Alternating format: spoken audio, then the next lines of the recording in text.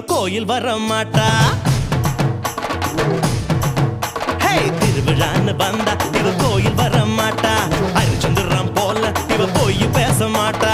கண்ணகிய போல இவ கோவப்பட மாட்டா. இன்னொரு விஷயம் கேளு. என்ன என்ன என்ன நீ இன்னொரு விஷயம் கேளு. நான் விட்டதெல்லாம் ரீலே வர மாட்டேன்னு சொன்னவளே வந்து வந்து போற